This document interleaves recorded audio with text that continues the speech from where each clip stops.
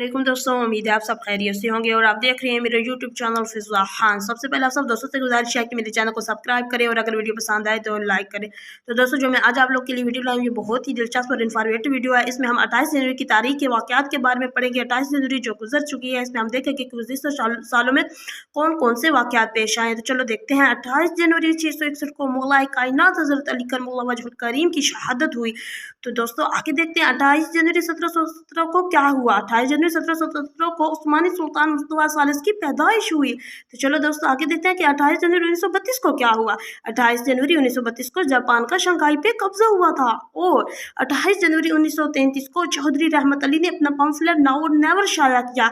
तो दोस्तों इस वाक़या के बारे में तो आप सब लोगों ने सुना ही होगा कि 28 जनवरी 1933 को चौधरी रहमत अली ने अपना पम्फलेट नाउ और नेवर शाया किया और इसमें शुमाली हिंदुस्तान के मुसलमानों के लिए एक अलहदा इस्लामी रियासत का मुतालबा किया, जिसको उन्होंने पाकिस्तान का नाम दिया। तो चलो दोस्तों आगे चलते हैं।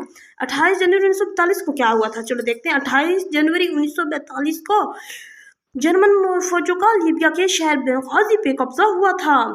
28 जनवरी 1942 को क्या हुआ था। 28 जनवरी 1942 को जर्मन फौजों का लीबिया के शहर बेंगाजी पे कब्जा हुआ था। तो चलो दोस्तों आगे देखते हैं। जनवरी 1986 को क्या हुआ था। 28 जनवरी 1986 को पाकिस्तानी क्रिकेटर असद शफीक की पैदाइश हुई थी।